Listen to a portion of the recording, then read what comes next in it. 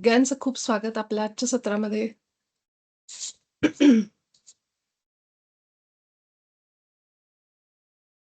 आपल्या सगळ्यांचे लाडके महाअवतार बाबाजी आणि ब्रह्मर्षी पितामह पत्रीजी यांच्या चैतन्याला वंदन करून, स्मरण करत, प्रणाम करत, तुमच्या सगळ्यांना प्रणाम. माझ्या हृदयातून प्रेम आणि प्रकाश आपल्या सगळ्यांच्या हायर सेल्फ, उच्च आत्म्याचं स्मरण करत, आजचं सत्र आपण सुरुवात करू. सत्राला अ, ध्यान घेण्यापूर्वी मला 2 प्रश्न आलेत. त्या प्रश्नाबद्दल बोलू? 1 मिनिट.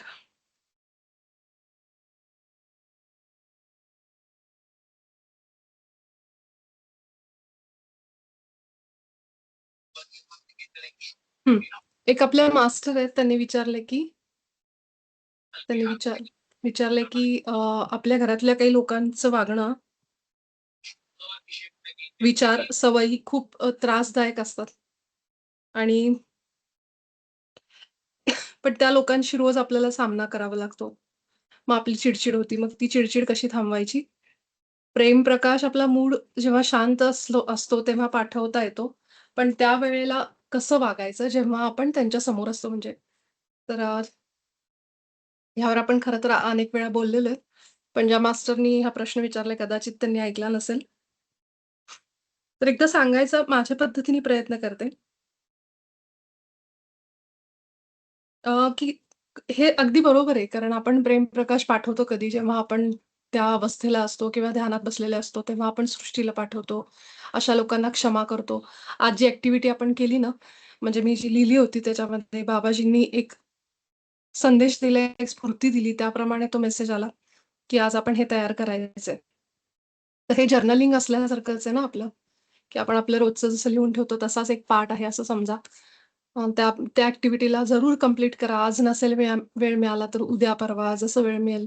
मला काही जणांचे मेसेज आले, फोटो आले आणि आपलं आजचं सत्र संपल्यानंतर जरूर तुमच्या प्रतिक्रिया, की आम्ही केलेलं आहे किंवा करत आहोत एवढं जरी तुम्ही लिहा त्याच्यावर. कारण आपली मेहनत आहे. कारण हा जो अभ्यासक्रम आहे युनिफाईड, जसं बाबाजी म्हणतात, की हा स्वयं प्रशिक्षित, की स्वतः करण्याचा असा अभ्यासक्रम आहे. त्यामुळे ह्याला आपण जितकं एफर्ट्स घेऊ, एक स्टेप पुढे गेलो, की अजून 2 स्टेप आपल्याला काहीतरी मार्गदर्शन मिळतं, मदत मिळते.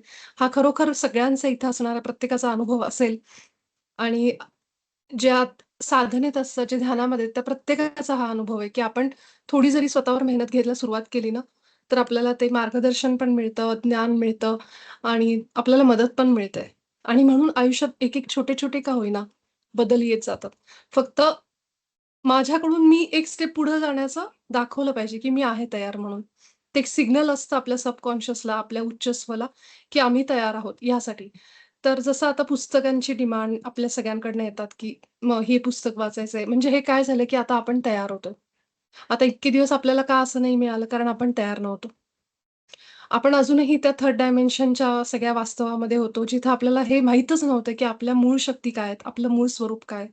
जेव्हा आपल्याला ते समजायला लागलं आणि अजून ओढ वाटायला लागली, की मला आहे त्या आयुष्यामधून आता थोडंसं बदलायचंय मला स्वतःला. हे जेव्हा आपल्याला मुळात समजायला लागलं, तेव्हा खरं तर आपण आपल्या आयुष्यात बदल सुरू होतात. पहिली सुरुवात तिथं होते. म्हणजेच काय, की जेव्हा आपण तयार असतो, तेव्हा आपले मास्टर येतात आपल्या आयुष्यात.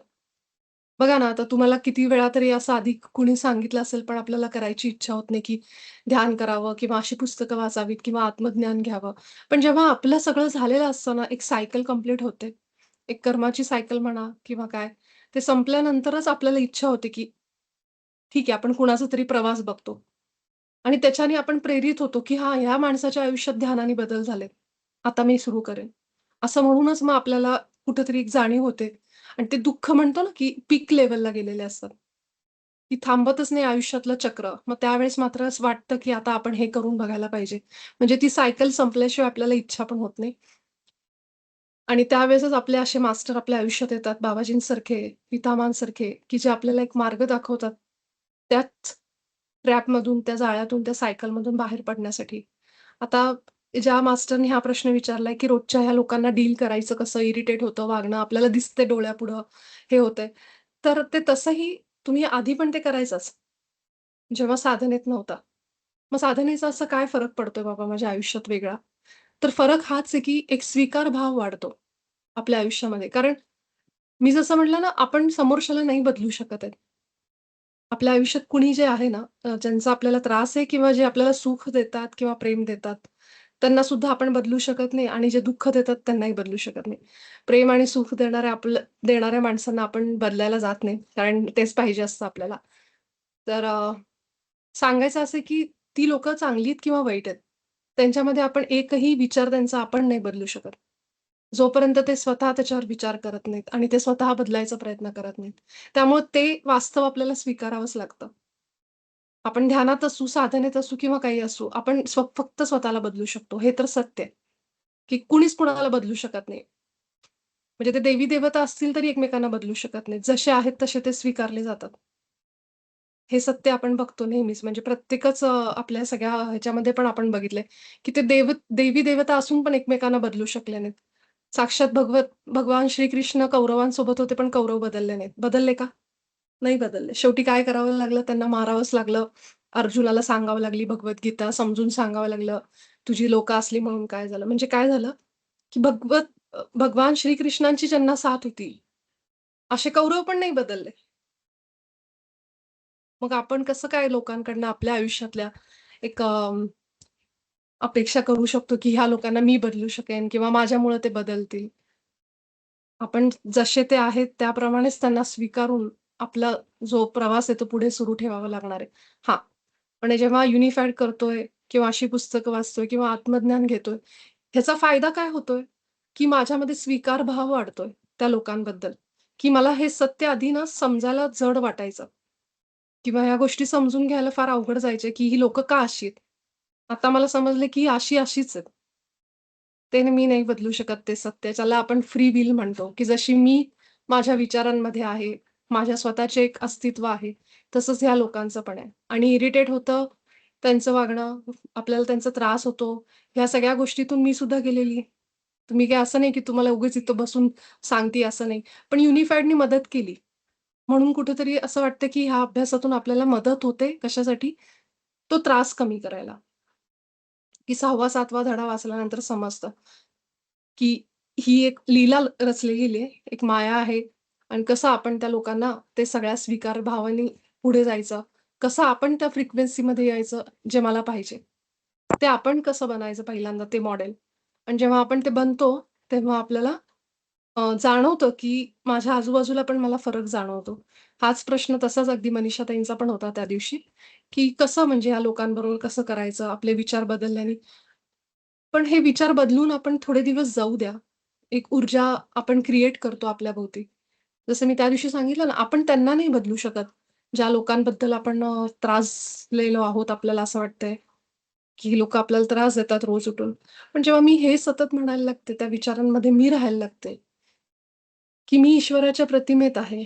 मी प्रेम आहे, मी शांतता आहे, मी आनंद आहे, मी समाधान आहे. हे जेव्हा मी बोलते ना, तेव्हा त्या विचारांनी माझी जी ऊर्जा आहे, माझं जे आभा मंडळ आहे, त्याची इलेक्ट्रोमॅग्नेटिक फील्ड आहे माझ्या भोवतीचं. हळू-हळू पहिल्यांदा ते सुरुवातीला येणार नाही आपल्या हृदयातून. पण हळू-हळू असं होईल, की ती वाक्य रोज, रोज, रोज, रोज म्हणून माझं सबकॉन्शियस जेव्हा त्याप्रमाणे प्रोग्राम व्हायला लागेल, तेव्हा त्या लहरी ज्या आहेत, अगदीच क्वांटम फिजिक्सच्या भाषेत सांगायला गेलं, तर त्या व्हायब्रेशन्स जी आहेत, ती ऊर्जा जी आहे माझ्या भोवती फिरणारी. प्रत्येकाला ऊर्जा क्षेत्र आहे, ऊर्जा मंडळ ज्याला आपण आभा मंडळ म्हणतो. तर माझ्या पेशी माझी शरीर, मन हे सगळं त्याच्यामध्ये व्हायब्रेट व्हायला लागेल, की मी आत्ता समाधान आहे माझ्या आयुष्यात, मी शांतता आहे, मी आनंद आहे, मी आनंद आहे, मी प्रेम आहे, मी प्रकाश आहे. तर जसं मी हे एक्सेप्ट करते, तशाच माझ्या शरीरातली प्रत्येक पेशी हे एक्सेप्ट करायला लागते. आणि जेव्हा मी त्या स्वतः फ्रिक्वेन्सीमध्ये येते आणि मी जेव्हा प्रेम प्रकाश बाहेर पाठवते, तर ब्रह्मांडाचा नियम आहे, की जे आपण देतोय तेच आपल्याकडे परत येणार. ते कुठल्याही रूपाने येईल. मग तुम्ही हा प्रयोग करून बघा, की सुरुवातीलाच अशी जेव्हा लोकं येतात, आता मी त्यांचं नाव घेते आपल्या मेधाताई. तर मेधाताईंच्या पण आयुष्यामध्ये अशी लोकं काही असतील, तर मेधाताई म्हणतात, की आता मला सोपं जातं त्यांना माफ करायला. आता आपण माफ केल्याने काय त्या माणसांच्या आयुष्यात फरक पडणार आहे का? की त्यांना आता लॉटरी लागली, मी माफ केलं म्हणून किंवा मी माफ केलं म्हणून ती लोकं काहीतरी मोठ्या पदाला गेली. त्यांच्या आयुष्यात काय ते जसे आहेत तसेच आहे. तो फरक पडतो तो केवळ मला. तर मी त्या एका ट्रॅपमधून बाहेर पडते. मी त्या नरक यातनातून, त्या द्वेषातून, त्या त्रासातून मी बाहेर पडते. म्हणून हे करायचं, की स्वतःला हलकं करण्यासाठी, स्वतःला मोकळं करण्यासाठी.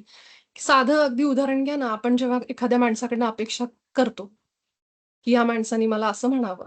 अगदी साधं उदाहरण तर स्वयंपाकघरामध्ये स्वयंपाक केल्यानंतर आपल्याला कुणाकडनं तरी अपेक्षा असेल समजा, की या माणसाने माझं कौतुक करावं, स्वयंपाक छान झालाय म्हणून. पण तसं नाही झालं, तर दुःख होतं. पण तुम्ही अपेक्षा करणं बंद करा. बघा किती फ्री वाटेल तुम्हाला. म्हणजे तिथल्या तिथेच तुम्हाला फरक जाणवेल, की आज मी केवळ माझ्या एक प्रेम, एक आनंद म्हणून मी स्वयंपाक करते. कुणी त्या प्रेमाला त्या स्वयंपाकाला छान म्हणावं किंवा आनंद व्यक्त करावा, अशी बिलकुल नाही, की एक ईश्वर माझ्या आतमध्ये बसलेला जो अन्न बनवतोय, शिजवतोय, स्वयंपाक बनवतोय आणि कुठल्यातरी ईश्वराला जेवण, आपल्या घरामध्ये असणारे जे ईश्वर आहेत, त्यांना माझ्या हातचं जेवण. इतकाच विचार करा बस. तुम्हाला अशी अपेक्षा पण राहणार नाही आणि त्या अपेक्षातून येणारं दुःख पण राहणार नाही, हे बाबाजी आपल्याला सांगतायत. की जशी मी त्या ईश्वरी प्रतिमेत आहे, तसंच तो पण आहे. अजून एक दुसरी गोष्ट म्हणजे की एक परवा मास्टर मला विचारत होते, की माफी कशी मागायची? मला त्यांना काहीतरी गतजन्मातलं दिसलं ध्यानामध्ये. तर माफी कशी मागायची रेकी वापरून? मुळात म्हणजे माफीच मागायची नाही. तुम्ही पूर्ण युनिफाईड जिथं आत्ता आलोय आपण 14व्या धड्यापर्यंत. तुम्ही कुठे वाचलं, की बाबाजींनी लिहिलंय, की अ, तुम्ही दुसऱ्या कुणाला त्रास दिला असेल, तर तुम्ही माफी मागा, क्षमा मागा त्यांची. कुठेही लिहिलेलं नाहीये बाबाजींनी. बाबाजींनी फक्त लिहिलंय, की प्रेम आणि प्रकाश पाठवा. हे खूप महत्वाचं आहे समजून घ्या. जसं आत्ता मी हे इरिटेट करण्याबद्दल बोलले ना, समोरच्या माणसाला डील कसं करायचं. रोज रोज उठून त्याच लोकांची तोंड बघायची. तर हेच स्वीकारभाव ठेवायचा, की मी जशी ईश्वरी प्रतिमेत आहे, तसेच हे सुद्धा आहे. त्यांना सुद्धा स्वातंत्र्य आहे. मी मला बदलू शकते, पण ह्यांना नाही बदलू शकत. पहिली मी माझ्यावर सुरुवात करते. माझे व्हायब्रेशन्स, माझे विचार, माझी ऊर्जा ह्याच्यावर माझा फोकस पाहिजे. त्या लोकांची जेव्हा वेळ येईल ना, आज ना उद्या ती येईल. कारण त्याच्याशिवाय पर्यायच नाहीये. पुढची जी येणारी पृथ्वी माता आहे ना, ती ऑलरेडी त्या फ्रिक्वेन्सीमध्ये गेली आहे. जे कोणी ह्या बदलानुसार जाणार नाहीत, मला माहीत नाही नवीन पृथ्वीमध्ये त्यांचं काय होईल. प्रत्येकाला ह्या फ्रिक्वेन्सीमध्ये, ह्या बदलामध्ये येणं गरजेचं आहे, येणाऱ्या काळात. आज नाही तर उद्या ही सगळी लोकं, हे आपले सगळेच परिवारातली सगळी लोकं ह्यामध्ये येणार. आणि त्यांना जज करणारे आपण पण कुणी नाही, की "अरे, ते वाईट आहेत. अरे, ते आम्ही साधना करतो, आम्ही हे करतो आणि त्यांच्यामध्ये हे गुण नाहीयेत." कारण आपल्याला वाटतं आपण परफेक्ट आहोत किंवा आपलं हे, पण आपणही काहीतरी कर्म, काहीतरी विचार आपल्यातनं सतत बाहेर पडत असतात. फक्त आपण तितके जागृत नसतो, अवेअर नसतो. म्हणून आपल्याला वाटतं, की मी जे करत आहो, माझा जो मार्ग आहे तो अगदी योग्य आहे. असं पण होऊ शकतं. असे पण असतात, की जसं आपण त्यांना सांगतो, की तुम्ही मला त्रास द्या 6व्या धड्याप्रमाणे आणि तरी मी तुम्हाला क्षमा करते. तसं त्यांच्या बाबतीतही आपण काहीतरी करत असतो कर्म, विचारांनी किंवा अशा कुठल्या गोष्टींनी. अं, जसं की त्या मास्टरनी जे लिहिलंय ना, की ही लोकं मला इरिटेट करतात.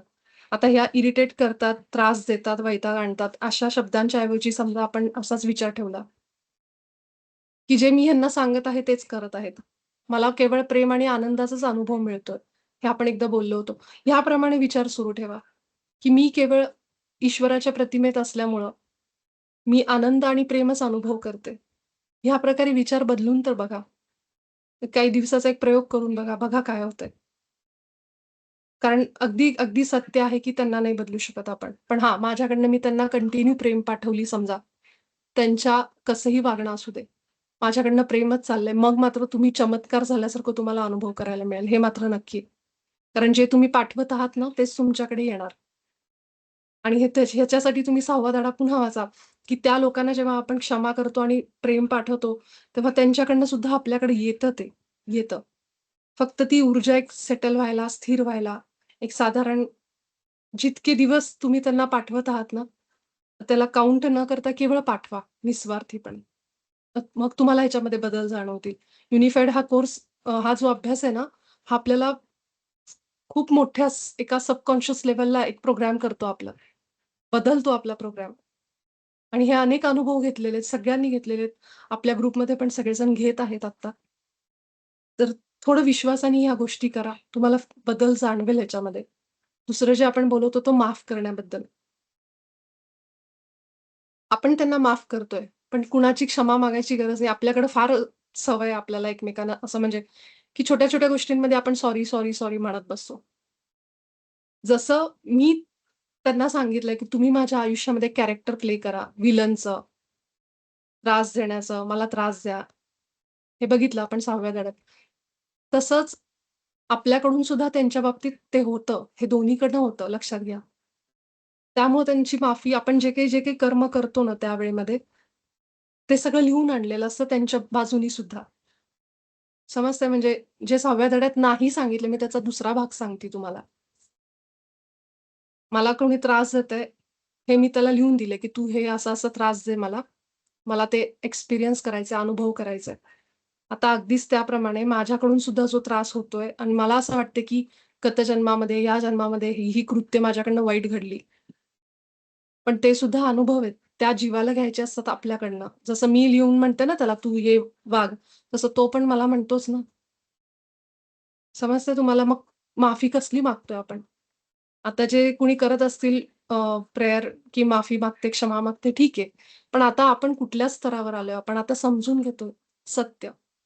आपली चेतना, आपल्या विचारांमध्ये आता फरक पडलाय ना. इतके दिवस ठीक आहे आपल्याला माहीत नव्हतं. पण आता इथून पुढं त्या मास्टरला धन्यवाद ज्यांनी हा विषय काढला. आता आपण सुद्धा आपल्या कॉन्शियसनेसमध्ये विस्तार करतोय. आपण समजून घेतोय या गोष्टी. मग माफी काय मागायची त्याच्यामध्ये? हा तर अनुभव आहे. जसं मी त्यांना माफ केलं कशासाठी? माझ्या मनामध्ये ते त्रास राहू नये म्हणून. म्हणून मी त्यांना माफ केलं. पण मी त्यांची माफी मागायची काही गरजच नाहीये. प्रेम पाठवलं की सगळंच संपलं ना. समजतंय? दोन्ही गोष्टी संपल्या. ज्यांना मला माफ करायचंय आणि ज्यांच्याकडे ज्यांना काहीतरी मी त्रास दिलाय. ह्या दोन्ही गोष्टी त्याच्यात कव्हर झाल्या. इथं कुठेही ना बाबाजींच्या पुस्तकामध्ये माफी मागणे, माफी करणे ह्या गोष्टी नाहीयेत. इथं केवळ प्रेम आणि प्रकाश पाठवणे. हाच एक्सरसाइज हीच क्रिया सगळ्यात महत्त्वाची सांगितली गेली आहे. कारण प्रेम ही उच्च ऊर्जा आणि आपण सगळेजण एका लीलेचा पार्ट आहोत, एका ड्रामाचा पार्ट आहोत. केवळ आपण पार्ट प्ले करतोय ह्या दृष्टीने आपण युनिफाईडचा बेस आहे हा. हे समजून घ्या. मग तिथं ना क्षमा करणे आलं, ना क्षमा मागणे आलं. दोन्ही गोष्टी तिथं संपल्या. इथं कर्म सुद्धा नाहीये.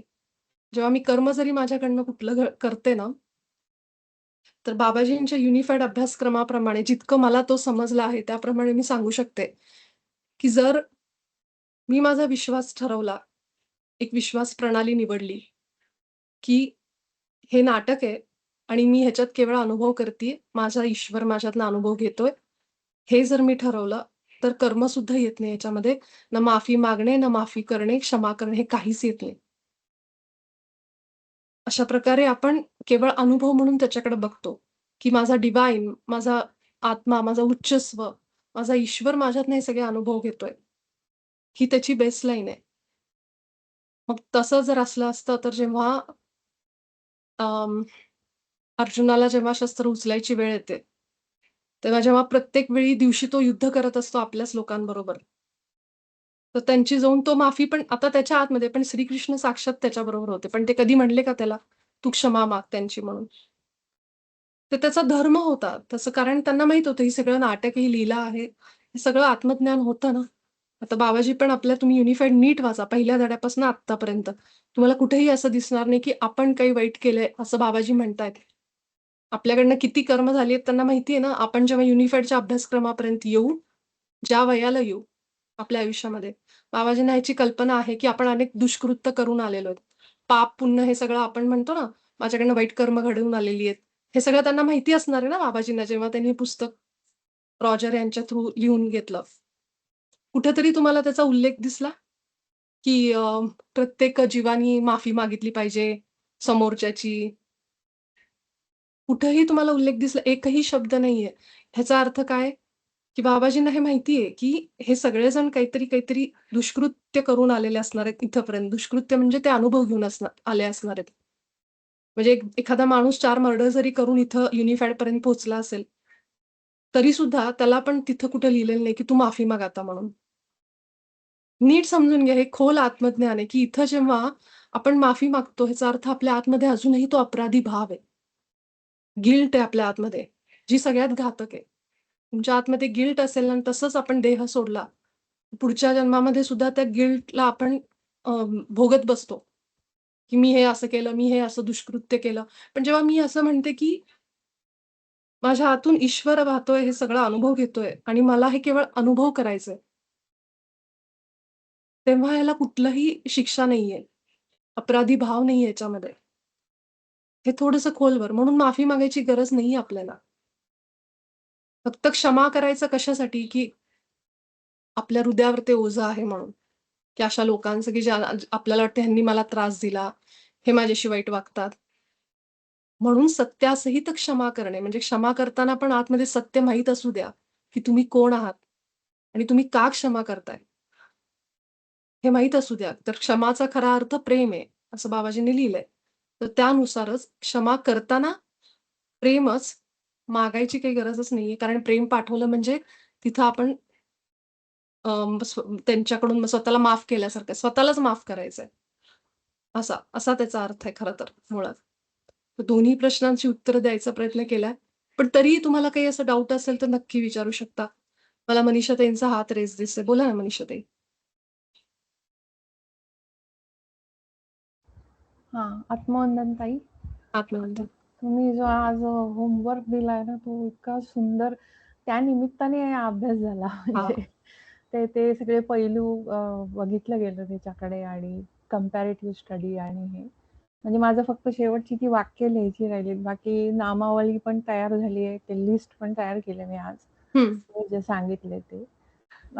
एक हे असं होतं, की म्हणजे आत्ता तुम्ही जे सांगितलं ना, की ते क्षमा हे नसतंच किंवा या गोष्टी आणि तुम्ही प्रेम पाठवता म्हणजेच क्षमा करता त्या माणसाला. म्हणजे जे काही ग्रजेस आतमध्ये आहेत, ते तुम्ही काढले याचा अर्थ काढलंय. तसा. हं.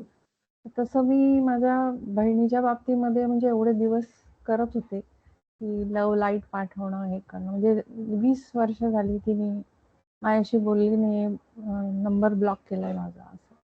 आणि तिच्यामध्ये ह्याच्यात पण खूप अडथळे आले. तरुण मुलीला डायलिसिस आणि ह्या सगळ्या गोष्टी म्हणजे. तर तरी पण मला असं आतनं वाटत अशासाठी मला पर्सनली भेटायचं इच्छा होती तिला, हं. की मी तर आतनं ते सगळं काढलंय. आपण सगळेच चुकतो. झाल्या चुका आपल्याकडनं. काही लेसन घेण्यासाठी आपण आलोय इथे. पण करेक्ट. तू पण ते ग्रजेस जर काढलेस मनातनं, तर त्याचा तुला त्रास नाही होणार. म्हणजे हे हं. फक्त सांगायला कारण ही दृष्टी आता मी ध्यानात आली आहे, हे युनिफाईडचा अभ्यास करते, त्याच्यामुळे ही दृष्टी आली.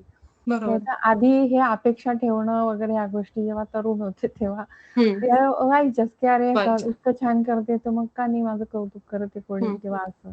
आता कसं ते थोडं-थोडं ती दृष्टी बदलली, की सोल लेव्हलला म्हणजे जेव्हा हे होतं, ते आतून तो आत्मा आपोआप तुम्हाला आशीर्वाद देतो, तेव्हा ते तुम्हाला करेक्ट. मिळतं. तोंडाने त्यांनी नाही सांगितलं तरी हं. चालेल. पण ही दृष्टी आत्ता आली आहे. ते आधी हं. नव्हती ही हं. दृष्टी, है ना? हं. तेव्हा असंच वाटायचं म्हणजे जसं माझी आजी, तिचं नाव इंदिरा होतं. हं. वडिलांची आई. तर ती जेवण झालं की म्हणायची की पा हे म्हणायची पाक करता नाही म्हणायची. तर अन्नदाता आणि तथा भोक्ता सुखी भव. म्हणजे हं. आईचं हे ती घेऊ द्यायची नाही. पाक करता बापरे! सुखी भव. हं. हं. हं. असं होतं म्हणजे तिचं पण. हं. हं. हं. एवढा हे होतं म्हणजे मनातनं किंवा असं. तेव्हा मला पण राग यायचा. हे काय हे असे काय आईशी म्हणजे वागते किंवा खरंय. तर म्हणजे ती दृष्टी थोडक्यात सांगायचं म्हणजे नव्हती तेव्हा जी हं. आता बरोबर आहे. आली आहे. बरोबर. तर मला जे वाटतंय, की तिला एकदा पर्सनली जाऊन भेटावं, तिला हग करावं हं. हं. आणि म्हणजे माझी अशी अपेक्षा नाही, की तिने नाही की माझ्याशी तिने नीट तुम्हाला हे करावं. बोलावं, हां. माझं हं. स्वागत हं. करावं किंवा काही. ती चिडली, काही हे तरी सुद्धा मनातनं मला आता प्रेमच आहे तिच्याबद्दल आणि एक ह्याच्यामध्ये आकाशिक ह्याच्यामध्ये मला असं पण कळलं, की ती हं. कुठल्यातरी एका जन्मात माझी आई होती. हं.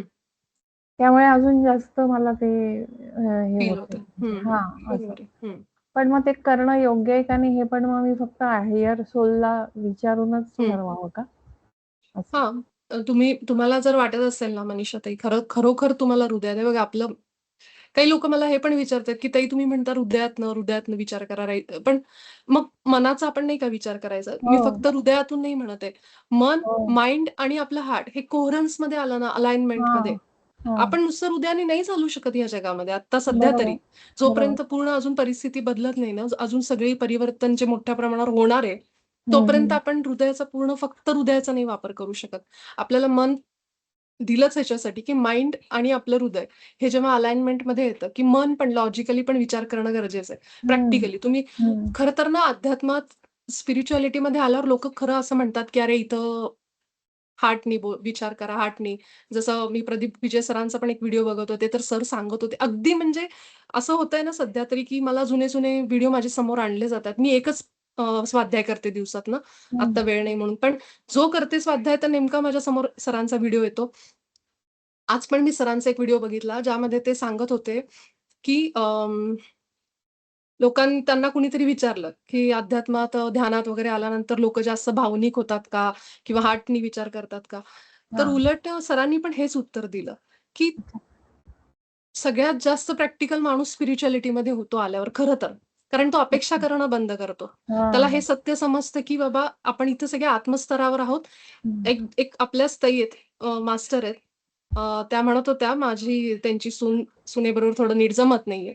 तर कसं करू मी? काय म्हणजे ती थोडं माझ्याशी कमी आहे, असं तिचं आहे. मी म्हणलं, जे तुमच्या इथं सगळ्यात जास्त मोठा शत्रू आहे ना, तो तुमच्या आत्म्याच्या जगामध्ये सगळ्यात बेस्ट फ्रेंड आहे तुमचा. एवढं लक्षात ठेवा वाक्य म्हणलं. फक्त तो इथं हां. नाटक करतोय तुमचा दुश्मन सोलमेट, असल्यासारखं. कारण ते रोल आपण त्यांना दिलेला आहे.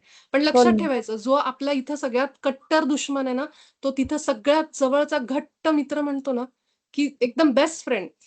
आणि सोलमेट, ते वर सोलमेट. असे आत्मे एकमेकांना बोलत असतात. म्हणून तर आपण एखाद्याशी नातं जरी तोडलं ना, तर स्वप्नामध्ये ती लोकं येतात आपल्या. कारण हं, इमोशनल बॉडी कधीही तुम्ही त्यांच्याशी कट नाही करू शकत. कारण ही सोल हं, फॅमिली जन्मानुजन्म वेगवेगळ्या रूपांमध्ये येते. जसं हं, तुम्हाला आई म्हटलं तुम्ही बहिणीला, तसं असं होऊ शकतं, की कुठल्यातरी जन्मात नवरा-बायकोचं पण तुम्ही नात्यात होतात, भावा-बहिणीच्या पण नात्यात होतात. तर हं. अनेक, अनेक, अनेक जन्म हे आपण घेऊन येतो. त्यामुळं हे होतं. जसं तुम्ही बघितलं, मी माझ्या नवऱ्याचं पण एक स्वप्न बघितलं होतं, की काय केलं त्यांनी गत जन्मात माझ्यासोबत, हे मी हं. क्लिअरली बघितलं होतं आणि ते एका माझ्या आजाराशी संबंधित होतं. तर अच्छा. हे आपली जी जन्माजन्मीची ही आहेत ना, तर ही अशीच फॅमिली आपण घेऊन येतो. असा हं. एकच जन्म येतो, जसं ह्या जन्मामध्ये आपण भेटलो आणि हे समजून घेतोय हो. आता, ती वेळ आली त्यामुळे तुम्हाला जर असं आतून वाटत असेल ना, की जावं आणि बोलावं आणि तिच्याकडनं अपेक्षा नाहीये. हां. तर हे बेस्ट उदाहरण आहे, की तुमचं हार्ट एक्सपांड होतंय. हो.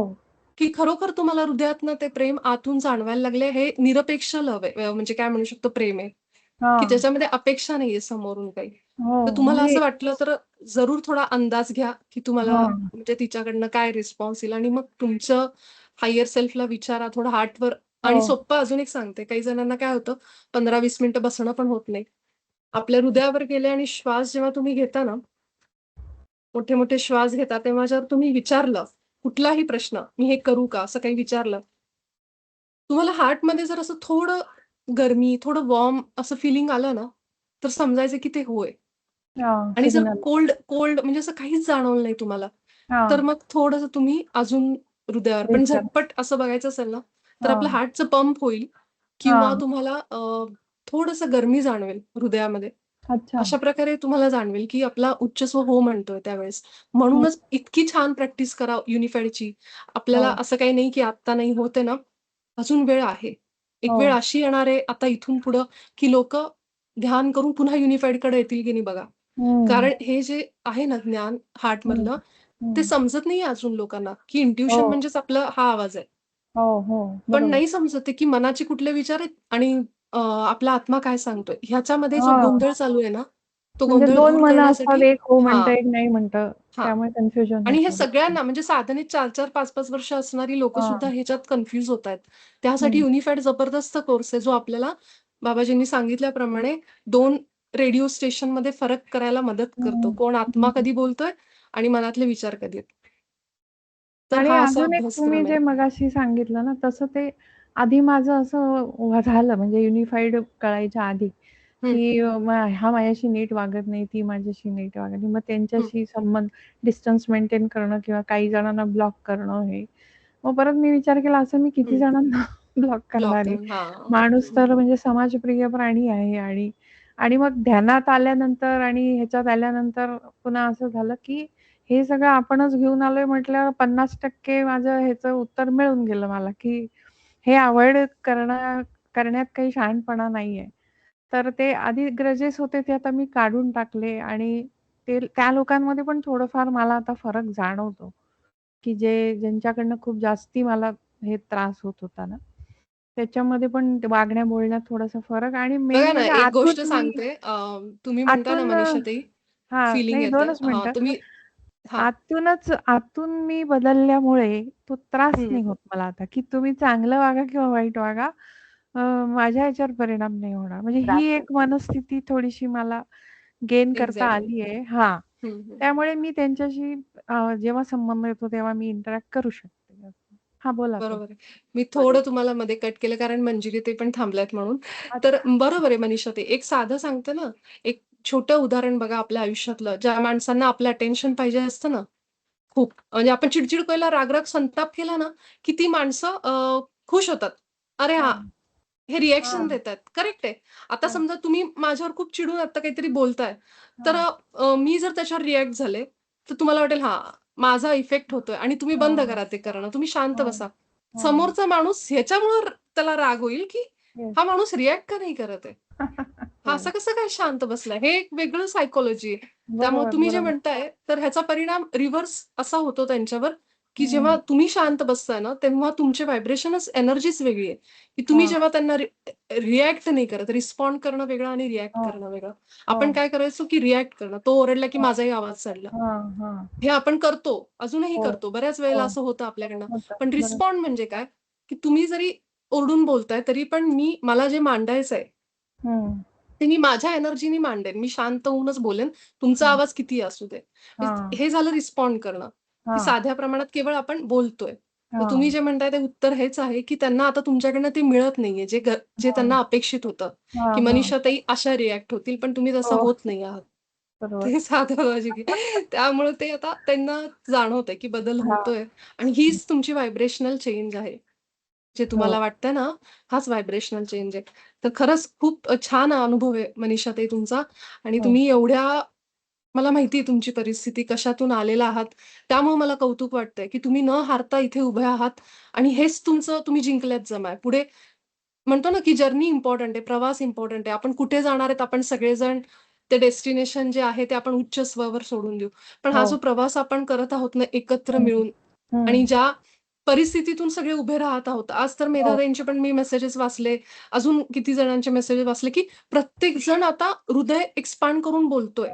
हं. तो विचार नाही करत आहे, की आता माझ्या ग्रुपमधले मला काय म्हणतील, मी माझं हां, असं लिहिल्यावर. बरोबर. जसं स्नेहानी त्या दिवशी तिच्या म्हणजे काय झालं प्रत्येकाला ते फील व्हायला लागले आता. हो. आणि हीच बाबाजींची जादू आहे. आमच्या युनिफेडच्या हिंदी सेशनमध्ये अगदी असंच व्हायचं. जेव्हा आम्ही हां, लिहायचो ना, हां. प्रत्येकजण आपलं दुःख व्यक्त करायचा आणि त्यातनं ना सगळ्यांमध्ये बदल झाले होते. आम्ही हं. खूप जवळून हे सगळ्यांनी अनुभव घेतले. तसंच अगदी मला इथं होताना दिसतंय. आणि तुमची एनर्जी मला खूप चेंज झालेली दिसते मनीषाताई. तुमचा ऑरा बदललेला मला दिसतोय. हो, मला पण फील होतंय ते. खूप बदललेला आहे माहिती तुम्ही पहिल्यांदा जेव्हा बोलल्या होतात, हो, तुम्ही रडला होतात त्या हो, सेशनला आणि हो, आज हो. तुमच्या ऑरामध्ये मला खूप चेंजेस दिसतायत. खूप छान खरंय. दिसती तुमची ऑरा ब्राईट दिसती मला.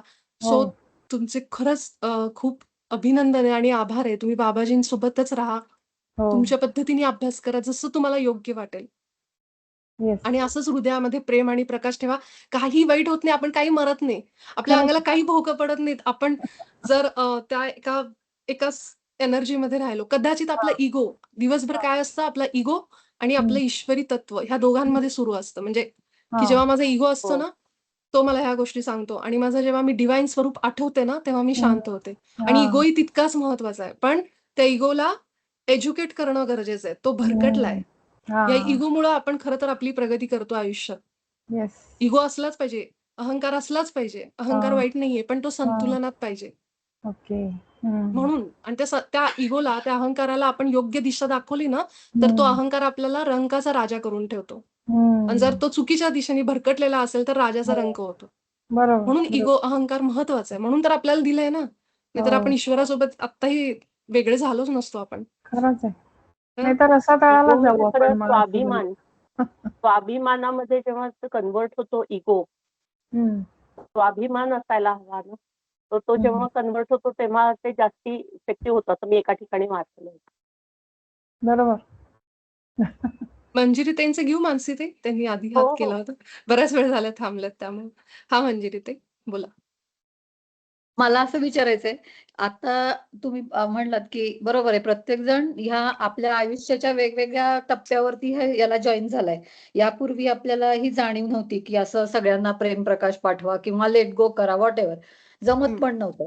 पण पूर्वी आपण रिॲक्शन्स दिलेल्या आहेत ऑलरेडी ज्या, तर आता जी म्हणजे प्रेम प्रकाश द्या ही थेरी आहे की आपण दिलं तसंच आपल्याकडे बाउन्स बॅक होणार. पण मग त्या ज्या आपल्या रिॲक्शन्स आहेत पूर्वीच्या, त्या आता समजा बाउन्स बॅक नाही झाल्या तर नेक्स्ट आपण परत बर्थला त्या होऊ शकतील का बाउन्स बॅक आपल्यावर? हे एकदा दिलं होतं मी, पण शॉर्ट मध्ये आन्सर दिलं होतं. ह्याचं एकदम थोडक्यात आणि अगदी शॉर्ट मध्ये तुम्हाला उत्तर एका लाईन मध्ये देते, की जे काही हा. क्रिएशन होतं ना, ते वर्तमानात होतं. बरं. ह्याच एकच लाईन लक्षात ठेवा, तुम्हाला खूप उत्तरं मिळतील. बाबाजींनी स्पष्ट लिहिलेलं आहे, की केवळ आणि केवळ वर्तमान काळच सत्य आहे. बाकी भूतकाळ आणि भविष्य हे मिथ्या आहे, भ्रम आहेत तुमचे. आता तुम्हाला उत्तर मिळालं. जे काही तुम्ही पूर्वी विचार केले, आता ह्या पॉइंट पर्यंत, ह्या वर्तमानातल्या क्षणापर्यंत, त्याचा आता अजिबात विचार करू नका. आपल्याला काय वाटतं, की ती एनर्जी परत बाउन्स बॅक होईल का किंवा काय? हे जे आपले हे जे विचार आहे ना, हा विचार आत्ताचा तुमचा आलेला तो योग्य आहे. पण त्या विचारांनी काय होतं माहिती का? माझ्या मनात तसं बसलं ना, अरे माझे भूतकाळातले कर्म काय? मी तर आत्ता युनिफाईड चालू केलं. पण भूतकाळातलं काय? ह्या विचारानेच पुन्हा-पुन्हा ते रिपीट व्हायला लागलेत. तर जे सत्य आहे ना, की भूतकाळ म्हणून तर म्हणलं ना कर्म नाहीये. कर्म कर्म तोपर्यंतच आहे जोपर्यंत मला माहित नाही. ज्या दिवशी मला हे कळलं, की केवळ वर्तमान काळ is the only fact, only truth. हे ज्याला समजलं ना, की माझं क्रिएशन फक्त आत्ता ह्या पॉइंटला होतंय. इथून पुढे सुद्धा म्हणजे आत्ता जो मी विचार करतेय ना, की मी ईश्वराच्या प्रतिमेत आहे, मी प्रेम आहे आणि प्रकाश आहे. केवळ हा विचार आत्ता ह्या क्षणातलाच माझं वास्तव घडवतो. ना भूतकाळ आहे ना भविष्य आहे. ह्या एका बाबाजींच्या वाक्यातच आलं, की आपण सगळ्यातनं मुक्त आहोत. सगळ्यातनं मुक्त, पण मी किती लवकर ॲक्सेप्ट करते त्याच्यावर आहे. पुन्हा आम्ही कुठलातरी पॉडकास्ट ऐकायला गेले, तिथं जाऊन सांगितलं, की तुमचं काय संचित कर्म असतं, प्रारब्ध असतं, ते असतं. पण ते कधीपर्यंत? जेव्हा मी गतजन्मातनं घेऊन येते. जसं लहान बाळ असतं, जन्मल्या-जन्मल्या कावीळ होती, जन्मल्या-जन्मल्या शुगर होती त्यांना, पेटीत ठेवतात. किंवा लहान बाळांना असे वेगवेगळे आजार होतात. आता त्यांचे तर विचार काही दूषित नाहीयेत, मग त्यांना कसं काय होतं? जन्मलेल्या बाळांना. मग त्यांची जी कर्म आहेत संचित, त्याचं त्यांना ते घरून घेऊन आलेले असतात. 5 दिवसाचं बाळ जातं, महिन्याभराचं बाळ जातं. असं पण आहेत केसेस. मग हे जे सगळं आहे, हे संचित कर्मामुळे जे झालंय तुमच्या गतजन्मीच्या, ते तिथंच फिटतं. पण आपण पुढे येतो, मग आपल्याला समज येते, मग आपल्या विचारांनी आपण निर्माण करतो सगळं. आणि मग जेव्हा आत्ता मी आल्यावर मागे बघते, "अरेच्चा! मी तर किती वाईट विचार केले होते. मग त्याचं काय झालं?" त्याचं सगळं फिटलं म्हणूनच आपण इथं आहोत. हां. आता आपल्याला हे सत्य समजलं ना, की ह्या पॉइंट पासूनच आता क्रिएशन आहे. जो काही विचार मी आत्ता ठेवलाय, तिथूनच आता क्रिएशन आहे. हेच लक्षात ठेवायचं, हाच विश्वास ठेवायचा. कारण त्या विश्वासानेच आपलं वास्तव घडेल. बरं, ठीक आहे. Thank you. Thank you Manjiri ताई. इथं कोण आहे? विजयाताई नमस्कार. बोला. नमस्कार. आत्मवंदन. आवाज येतो का? हो, येतो. हां. आता मनीषा ताई जसं म्हणाल्या ना माझ्या बहिणीचं, हां, सेम तसंच. पण मी काही तिला सोडलं नाही. तेव्हा तर युनिफाईड मी ऐकलं नव्हतं. फक्त ध्यानामध्ये होते. पण इतकं तिच्याविषयी जरी ती कितीही कशीही वागली ना, तरी पण मला तिच्याविषयी इतकं प्रेमच वाटायचं आणि काळजी वाटत राहायची. मी मनात विचार करायची का असं होतं? ती एवढं विरोधात बोलते. किंवा माझी तिच्याबद्दलची काळजी नाही का समजत तिला? का मी असं म्हणजे असं आपण हे करतो. म्हणजे ह्या गैरसमजामुळे होतं. पण मग आता मीच स्वतःहून पुढाकार घेऊन थोडंसं ते सगळे परिस्थिती आहे ना नॉर्मल करण्याचा प्रयत्न केला आणि ते झालं. भले मनामध्ये जे पण असू दे. पण ठीक आहे. तिच्या मनात पण नाही आता आणि माझ्या पण मनात नाही. पण आता एक गोष्ट अशी कळते, की जी जवळची व्यक्ती असते आणि तीच आपल्या जसं विपुलाताई तुम्ही म्हणालात, त्या आपणच घेऊन आलं असं ती गेल्या जन्मात किंवा कुठच्यातरी एकदम जवळची असते आणि तिलाच आपण तो मोठा हे दिलेला असतो, टास्क दिलेला असतो आणि त्याच्यामुळे ती हे केलं आणि म्हणून ते आपलं प्रेम आपल्याकडनं त्यांच्या कितीही ती लोकं वाईट वागली ना तरी ते प्रेम नाही जात त्यांच्यात. हा मुद्दा आहे एक्झॅक्टली. माझा मेन. आणि आता हे तुम्ही दोघी बोलताना तो कळला का बाबाजी किती आपल्या बरोबर जरी तेव्हा माझ्या बरोबर होते आणि ते कसं मला त्या ह्याच्यातून पार केलं ना तर ते कळलं. तर थँक आणि प्रेम आणि प्रकाश हा खूप सुंदर पद्धतीने ते मला त्याच्यातून पार आणला. तर मनीषाताई खरंच तुम्ही प्रयत्न करा. म्हणजे ते कशी आपली लाईन पुढे जाते. आपण पुढे जातो जेव्हा ते आणि तुमची जे मनात आहे ना ते पोहोचवा त्यांच्यापर्यंत. भले त्यांनी ते एक्सेप्ट करो न करो, पण तुम्ही पोहोचवलं तुम्हाला ते समाधान. का हां, मी प्रयत्न म्हणजे माझ्याकडनं ते माझं गेलंय म्हणून असं. हो, हे हो. असं होतं म्हणजे. म्हणजे या आणि ही ह्याच्यातून आहे ना एनर्जी प्रत्येक आता आपण ही एनर्जी मार्गदर्शन विपुलाताईंचं इतकं सुंदर मिळतंय ना, त्यामुळे तो आत्मविश्वास पण खरंच. येतोय आपल्यामध्ये. मी ह्याच्यावर ना अजून एक सांगेन मनीषाताई आणि विजयाताई तुम्हाला. एक युअर सोल्स गिफ्ट पुस्तक आहे ना, त्या हं. पुस्तकाप्रमाणे जर विचार केला ना, तर आपण मागील जन्मामध्ये त्या व्यक्तीबरोबर जे करतो ना, त्याचं केवळ 10 ते 12% ह्या जन्मामध्ये फेडत असतो. म्हणजे आपल्याला अच्छा. जेव्हा वाटतं ना, की ह्या व्यक्तीने मला खूप त्रास दिलाय, मारलंय किंवा शिवी दिली किंवा कुठल्याही अशा माणसाबद्दल जेव्हा आपण आपण बोलतो किंवा असं सांगतो, तर गत जन्मामध्ये ना आपण त्याच्या 70 ते 80% जास्त आपण त्रास दिलेला असतो. आणि अच्छा. जेव्हा आपण ह्या जन्मामध्ये येतो, तेव्हा आपली जेव्हा ध्यान साधना खूप मदत करते. ध्यान साधना इतकी चमत्कारिक आहे. पितामह म्हणायचे ना, की "ध्यान करा, तुमची कर्म जळून जातील. ध्यान करा, कर्म जळून जातील." ते त्याच्यासाठीच म्हणायचे. कर्म कशी हं. जळणार मला सांगा? कर्म कुठे जळतात? बरोबर. इथे जळतात. बरोबर. है ना? माझ्या डोक्यातनं विचार जर गेले, की मी हं. कुणाला तरी त्रास दिला होता, मी काहीतरी पाप केलंय, मी काहीतरी विचार कुणाबद्दल जेलस आहे, द्वेष होता माझ्या मनामध्ये, हे सगळं आपल्या आतमध्ये सुरू आहे. पण जेव्हा हां. मी त्याच्यातनं म्हणते, की झालं तर झालं. मी तर अनुभव घेत होते. माझ्या हातून ईश्वर अनुभव घेत होता. ही समज आपल्याला ध्यानात नाही यायला लागते. हं. आणि हे खरंच. जेव्हा सुरू होतं ना, तेव्हा आपण त्या कर्मांना जळणं म्हणतो किंवा त्याच्यातनं आपण मुक्त होतो. आणि हे मी सांगते, की जसं आपल्याबरोबर आपलं एखाद्याबरोबर नातं खराब असेल ना, तर जे आपण प्रेम देतोय ना, बाबाजींनी जे सांगितलंय, ते ॲक्चुअली कशासाठी आहे? ते पारडं आपलं अजूनही काय म्हणतात ते, हां. असं नाही झालेलं. अजून ते बॅलन्स. खालीवरच आहे. हां. तुम्ही त्या आत्म्याला जेव्हा बॅलन्स प्रेम प्रकाश देता, एक वेळ अशी येते, की ते प्रेमाने भरून जाईल तुमचं जे एनर्जी आहे आणि ती जेव्हा संतुलनात येते ना, स्वतःहून ती व्यक्ती तुमच्यापर्यंत येईल आणि तुम्हाला बोलेल. कारण गत जन्मामध्ये आपण खूप त्रास दिलेले आहेत. जसं त्या दिवशी शैलेशजी म्हणले ना, की तुम्ही खूप लोकांना मारून इथं आलात. म्हणजे तुमच्याकडनं किती खून झालेत बरोबर. तुम्हालाही माहीत नाही आणि हे खरं आहे अगदी. मी माझे अनेक गतजन्म स्वप्नात बघितलेत, जिथं मी हो. वेगवेगळ्या रूपामध्ये स्वतःला बघितलंय. एका गावामध्ये असं काहीतरी गुंड म्हणून असं फिरताना असं-तसं आणि मी ते बघून एवढी घाबरून उठलेली आणि ते मी हां. प्रार्थना करून झोपले होते, की मला बघायचंय माझे काही जन्मगत जन्म जे मी बघितले हो. स्वप्नात आणि हां, मग मला रिअलाईज झालं, की आपण किती दुष्कृत्य करून आलेलो आहोत ऑलरेडी. जे शैलेशजी त्या हं. दिवशी म्हणत होते. म्हणजे हं. प्रत्येक जण जेव्हा येतो आत्मा अनेक योनींमध्ये आपण फिरतो, ते हं. ह्याच्याकरताच, की वेगवेगळ्या रूपामध्ये, कधी मर्डररच्या रूपामध्ये, कधी दरोडेखोराच्या रूपामध्ये, जसं वाल्याचा वाल्मिकी झाला. तसे हां. आपणही त्या सगळ्या जन्मातून चोराचे, ह्याचे, त्याचे सगळे अनुभव घेऊन आलोय. त्याच्यात हं, काही हं. वाईट नाहीये. कारण ते अनुभव घ्यायलाच आपल्याला देह दिलेला आहे. हं, फक्त हं. इथं आल्यावर आपण म्हणतो, ही व्यक्ती माझ्याशी अजून बोलत नाही. मग स्वीकार भाव जर असेल ना, की माझ्याकडनं पण काहीतरी घडलं ह्याला मला माहिती आहे. मग हां. मी माफी नाही मागणार त्याची, हां. त्या आत्म्याची. माफी मागायची गरज नाही. मी त्याला प्रेम पाठवेन. अच्छा. जेव्हा माझ्याकडनं ते प्रेम सतत जायला लागेल, व्हायला लागेल, एक वेळ हं. अशी होते, की जेव्हा त्या म्हणजे त्या आत्म्याला किंवा त्या त्या जीवाला असं म्हणू, की त्याला ते समजतं, की हे आता इक्वल झालंय.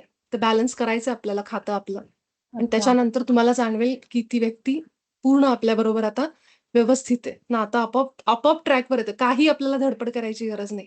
हं. तुम्ही फक्त तुमच्याकडनं देत राहा, पाठवत राहा. तेच ती ना. वेळ येते. त्या आत्म्यालाही वेळ द्या. कारण आपण हं. त्याच्याबरोबर जे केलंय ना, हो. आपल्याला माहीत नाहीये. म्हणून. हो, हो. करेक्ट. म्हणून ट्रू. विजयाताई जे म्हणतायत ना, बरोबर आहे. अगदी की बरोबर आहे. बाबाजी ॲक्चुअली हां. ते हां. हां. बरोबर आहे. कारण नाही आणि म्हणूनच बरोबर मे बी मला ते जर ती म्हणजे हे नाही झालं ना, तर ते प्रेम मी देत राहिली तिला. माझ्याकडनं तिला कितीही वाईट वागलं किंवा काही तर प्रेम मग ते प्रेम मला आलं. हे बरोबर बोललात तुम्ही विपुलाताई. का तुम्ही प्रेम देत राहा, देत राहा. तेव्हा तर युनिफाईड नव्हतं, पण तरी पण माझ्याकडनं तिला प्रेमच वाटत होतं मला. तिच्याबद्दल, सगळ्या फॅमिलीबद्दल वगैरे. आणि मग ते बरोबर आता आलं ते माझ्याकडे करून. भले मग आता काही असो, आता ते काही विचार करायचे प्रश्न नाही. जो होतं ते आता पुढे पार करून पुढे चाललोय. एक्झॅक्टली. आपल्या थँक जगामधला यू. जो तराजू आहे ना, एक्झॅक्टली. न्यायाधीश आहे ना आपला जस्टिस, तो खालीवर असेल, पण तिथला जस्टिस जे तराजू आहे ना पारडं, ते दोन्ही संतुलन झाल्याशिवाय आपल्याला पण ते बॅलन्स हे नाही. त्यामुळे ते पारडं तो तराजू अगदी परफेक्ट आहे. त्याच्यामध्ये जराही चूक नाहीये. आपण जे देऊ ना, जितकं देऊ आपल्याला वाटतं, "अरे, मी तर रोज प्रेमप्रकाश पाठवते, पण मला काही बदल नाही." बदल ह्याच्यामुळे नाही दिसत आहे, की जे आपण घेऊन आलोत ना बॅगेज आपल्या पाठीवर वजन, हां. ते उतरवण्यासाठी आधीचं, आपल्याला आधीचं. तितकं देणं गरजेचं आहे.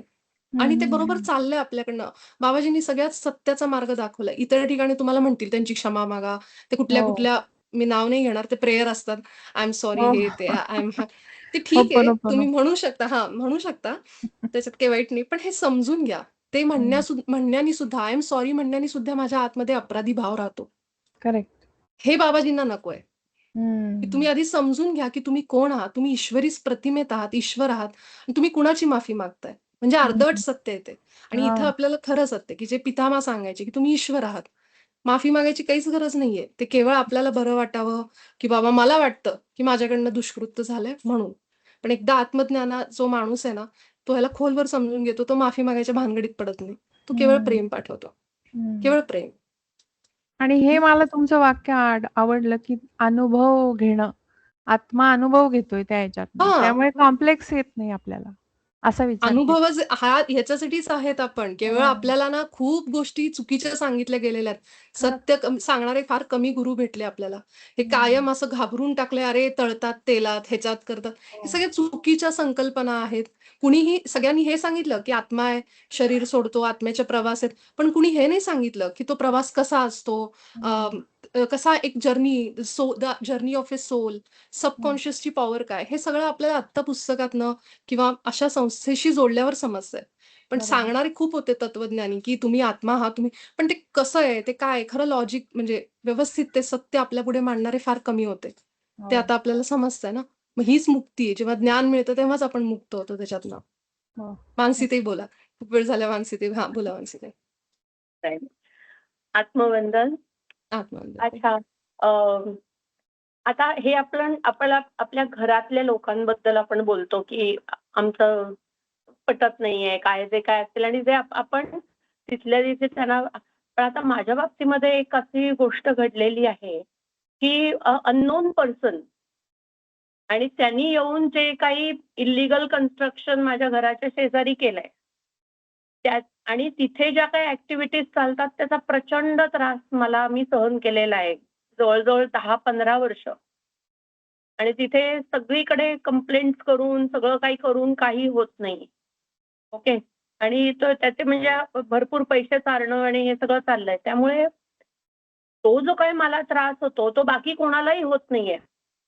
And it is only for my flat because it is just exactly opposite my flat. Okay.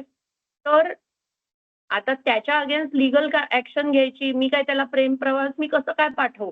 कारण त्याच्यामुळे मला एवढा आणि he is a totally unknown person आणि त्याचे जे काय ॲक्शन मागच्या जन्मीचं माझं आणि त्याचं काहीतरी असणारच म्हणूनच तो माझ्या समोर आलाय. पण आता मी त्याच्या अगेन्स्ट म्हणजे मागचे काही वर्ष मी असंच ठरवलं, की नाही हे माझ्या नशिबात असेल आणि म्हणून मी हे सहन करत राहायचंय. ओके. पण आता अशी परिस्थिती आली, की नाही मला सहन करायचं. Why should I you know tolerate this and for how long? Okay. त्यामुळे आता मी म्हणजे अक्षरशः कालच मी जाऊन बरेच एम-एल-एंना भेटले. आज पण मी एम-एल-एंना भेटायला गेले होते. आमदारांना भेटतेय, की हे तुम्ही आता घ्या हातामध्ये आणि हे डिमॉलिश करायच्या मागे लागा.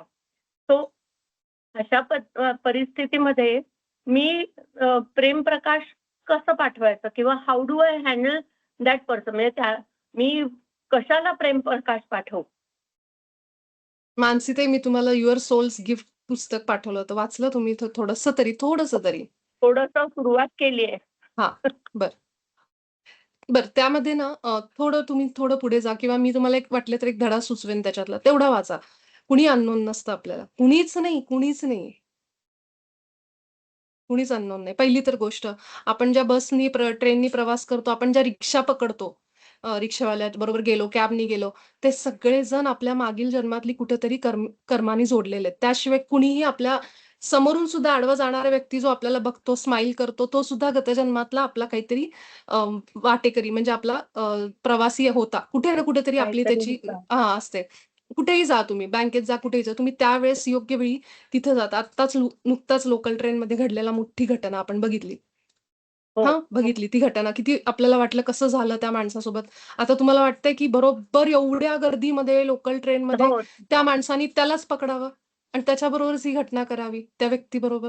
थोडंसं आपण आत्मस्तराने ह्या गोष्टीचा विचार करू, की लोकल ट्रेन गच्च भरली होती. पण त्यामध्ये फक्त ते केवळ त्या व्यक्तीसोबत. कोव्हिडमध्ये लाखो, करोडो लोकांमध्ये हे झालं. त्यातली हो. ठराविकच लोकं गेली. काही लोकांना त्रास झाला पण ती राहिली. हे सगळे ना आत्मे स्वतः सिलेक्ट करतात, की आम्ही ह्या मोठ्या-मोठ्या दुर्घटना होतात, तीच लोकं बाधित होतात.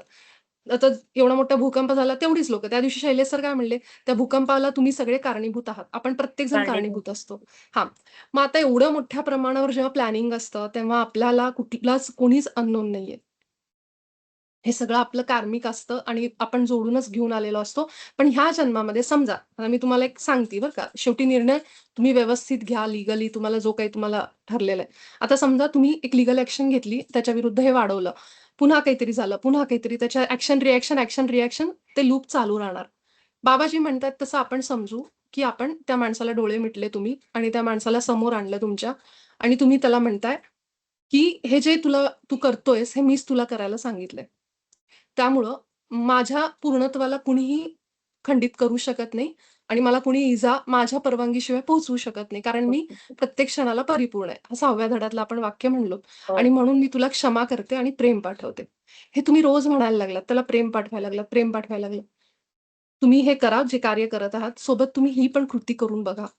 कारण काय होईल माहिती का? तुम्ही अनेक जन्मापासून त्याच्याशी काहीतरी घेऊन आलात. हे मात्र मी तुम्हाला खात्रीने सांगू शकते.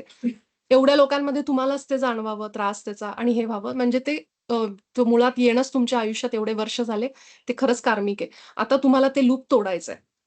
ती सायकल तोडायची जी तुम्ही एकदा केलं, त्यांनी एकदा केलं, त्यांनी एकदा त्रास दिला, हे सगळं चालूच आहे. आता तुम्हाला तो पॅटर्न जो लूप आहे ना, तो तोडायचा आहे. तर तुम्हाला तुमच्याकडनं प्रेमप्रकाश जर तुम्ही पाठवलं, तर त्या एनर्जीला तुम्ही चेंज करताय, ट्रान्सम्यूट हे बघा एनर्जी डिस्ट्रॉय नाही होऊ शकत. अनेक जन्मांपासून तुमची भांडणं तुम्ही इथपर्यंत घेऊन आलात. आता त्या एनर्जीला डायरेक्ट मी म्हटलं आता मी नष्ट करते, होत नाही. म्हणून प्रेमप्रकाश पाठवायचं, की लव्ह एनर्जीनी, प्रेमाच्या लहरींनी हृदयातनं जाणाऱ्या कितीही दुश्मन असू दे, नाही येणार ते सुरुवातीला, पण जेव्हा तुम्ही प्रयत्न कराल ना हृदयातनं जाताना, तर त्या एनर्जीला तुम्ही ट्रान्सम्यूट कराल एका फॉर्ममधून दुसऱ्या फॉर्ममध्ये. की तुझ्याकडनं आत्ता मला खूप द्वेष येतोय, तरी पण मी प्रेम पाठवतेय. समजतंय? म्हणजे तुमच्याकडनं प्रेम एनर्जी चालली, चालली, चालली. म्हणजे एक जण तेल घालतोय, एक जण तूप घालतोय. हा फरक आहे. की फॉर्म वेगवेगळे आहेत त्याचे. आणि जेव्हा मी प्रेमाची एनर्जी पाठवतीये, तेव्हा कुठेतरी ती सायकल ब्रेक होईल. आणि मग चमत्कार म्हणतो आपण त्याला. पण ते खरं तर तुम्हीच तुमच्या एनर्जीनी, की मी स्वीकारलं आणि मी फक्त प्रेम पाठवतीये आणि जे काही आपलं जन्मानुजन्माचं दुश्मनी आपण घेऊन आलोय, जे काही आपण हे नाटकामध्ये प्ले करतोय, तो मी इथं थांबवते. असं म्हणून तुम्ही तुमच्या हातामध्ये क्लेम पॉवर घेतली आणि तुम्ही जेव्हा पाठवता ना, तर प्रेमासारखी शक्ती नाहीये. म्हणून बाबाजींनी असं सांगितलंय, की जेव्हा अशी कुठली व्यक्ती तुमचं त्याच्यात वाक्य आहे बघा, एखाद्या व्यक्तीला तुम्ही लुटले जाण्याचा अनुभव घ्यायचा आहे तुम्हाला, तर ती व्यक्ती तुमच्या सेवेला हजर. पण तुम्हाला लुटल्याचा म्हणजे फसवणुकीचा तो तुम्हाला हं. अनुभव देऊन जाईल. हे अनुभव आहेत. हे थोडं समजून घेऊ आणि मग तुम्ही तुमचं जे लीगल चालू आहे, ते तुम्ही करा, सुरू ठेवा. पण त्याच्याने त्रास तर होतोय तुम्हाला, पण ठीक आहे. सोबत तुम्ही ही कृती करून बघा. 1 महिना जाईल, 1.5 महिना जाईल. फक्त करा. त्याला म्हणा, मी ती वाक्य पाठवेन वाटलं तर तुम्हाला. बघा करून काय होतंय. कारण हे बाबाजींनी सांगितलेलं सत्य आहे, की आपण ती लूप ब्रेक करायचाच प्रयत्न करतो युनिफाईडमध्ये. हे सगळे लूप्स, हो. हे सगळ्या सायकल, पॅटर्न्स. तर तुमचं म्हणलेलं अगदी बरोबर आहे. पण आता कुठेतरी जर तुम्ही ह्या जन्मामध्ये सुटका कारण तुम्ही ह्या जन्मात त्याला काहीतरी कराल, पुन्हा जर समजा पुढचा जन्म असेल, पुन्हा तो काहीतरी करेल आणि हे चालूच राहणार. जोपर्यंत तुम्ही बॅलन्स होत नाही. तर एकाला कुणीतरी हं. आत्मज्ञानी असेल ना, तर तो सुटला. तर तुम्ही सुटू शकता ह्या पॅटर्नमधनं. आणि मी तुम्हाला पाठवायलाच खास पाहिजे. 6वा धडा तुम्ही वाचा, नक्की वाचा बाबाजींचा. तुम्हाला आन्सर्स मिळतील. Because I know how intelligent you are. So you हो, just go through the 6th chapter. You will understand what I am saying. नाही खरंच. येस. आज तुम्हाला खूप मी प्रेम, जाऊन खूप त्या प्रेम. एम-एल-एना भेटले असे सगळं, की ही परत ॲक्शन सुरू करा. कारण ही तुम्ही थांबवताय, ते नुसते पैसे खाल्ले जातायत बी-एम-सीमध्ये. तर तुम्ही ॲक्शन सुरू करा.